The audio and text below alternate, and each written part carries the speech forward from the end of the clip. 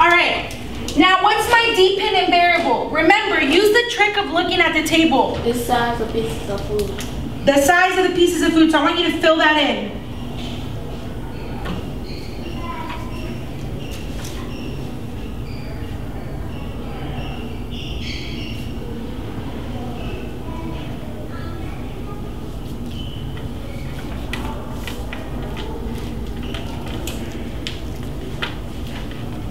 All right. Let me come around to make sure that that's filled in correctly. Okay. The size of pieces of food. Good. Yeah. So, looking at my table, what is happening to the size of the pieces of food? Looking at my table, I'm going to give you time to think, and then I'm going to ask someone. What is happening to the size of the pieces of food? What is happening to them? Charity. They're decreasing. They're decreasing. So you put that they what? Decrease. Good job, guys. Decreased. What is the other line used for? It's the extra line here. Oh, the size of the pieces of food. It doesn't matter. If you wrote it in the top, it's totally fine. Now, what is the third step in writing a conclusion, Josh? 1, 2, 3. Evidence. Evidence, yes. So I want you to write the third step next to it, and I want you to highlight the format. What is the format? On the count of 3, tell me what you highlighted. 1, 2, 3. The data from my graph showed. All right.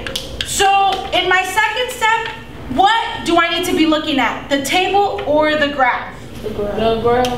In my second step, what do I need to look at? The table. The table. In my third graph, I'm going to be looking at my graph. In my third step, I'm sorry, I'm going to be looking at my graph. So show me with your arms, what trend do you see in this graph? Show me with your arms. What trend do you see in this graph? Before you show me, you must be sure that on your paper you have the starting and ending point circled.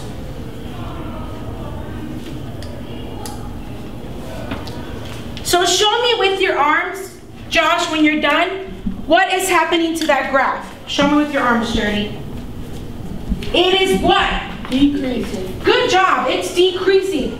So I'm going to say here that the data from my graph showed a decreasing what? Trend.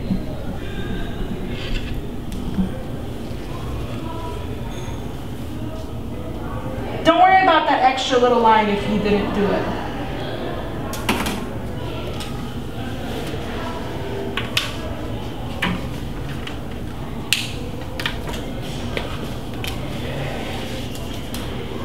All right.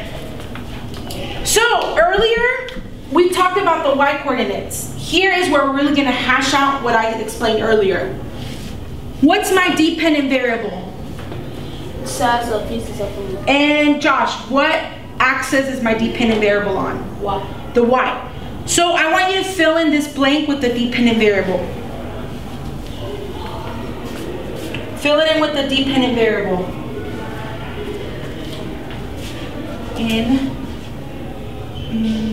Side pieces.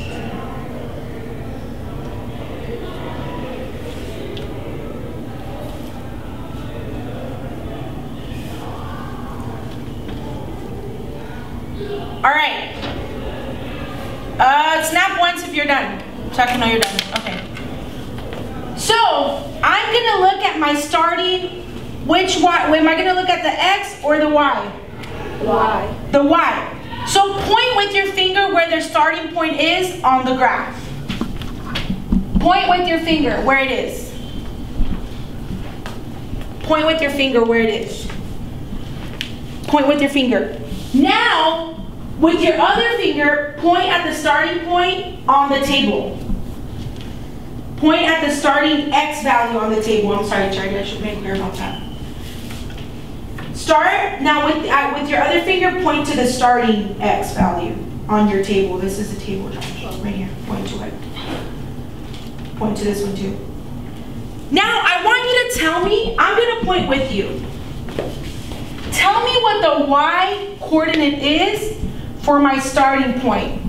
What is it? 133. What is it? 133.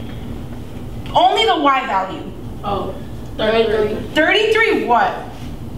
Millimeters. 33 what? Millimeters. If you do not tell me the units, you're gonna get that answer completely wrong. Units are so important.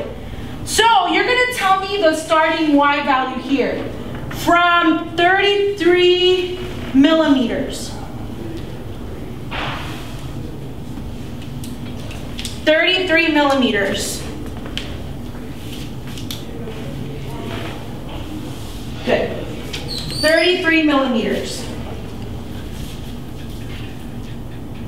Now, with your index finger, I want you to point to the ending point on your graph. The graph, not the table. The graph. Now, with your other finger, I want you to point to the ending point on the ending x value on your table. Good. Now, what is the y coordinate for the ending point? On the count of 3. 1, 2, 3. 2 millimeters. 2 what? Millimeters. What's the ending point, Josh? 2 millimeters. 2 millimeters.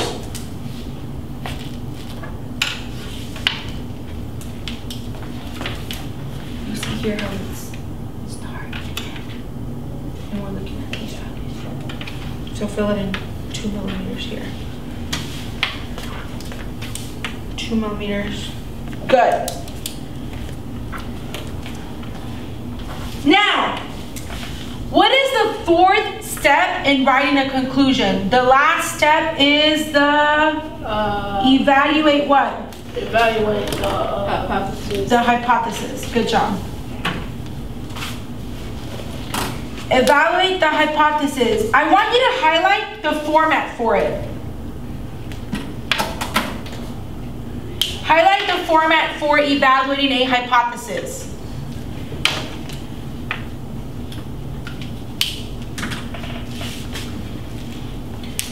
Highlight the format for evaluating. All right. So when I'm evaluating my hypothesis, point to your hypothesis on your paper. Point to your hypothesis. Can you read that, DeAndre? What does the hypothesis say? If time you chew increases, then the size of the pieces of food in your mouth will increase. Okay, I'm going to clarify something right now.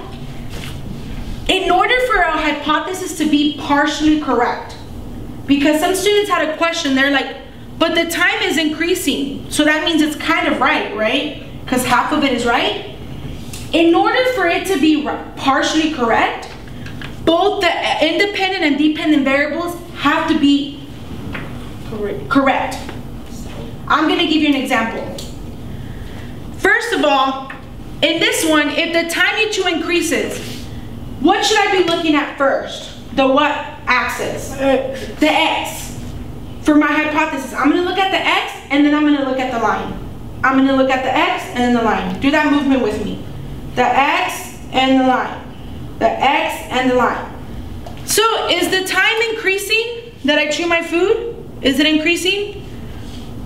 1, 2, 3, 4, 5, 6, 7. Show me with your head, yes or no?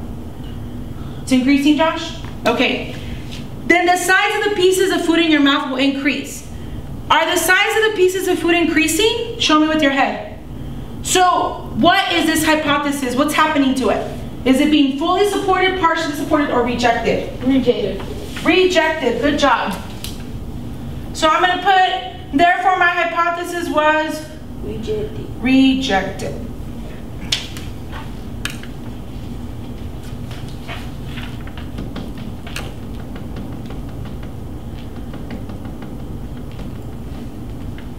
I'm going to show you an example of a partial in the next one we're doing.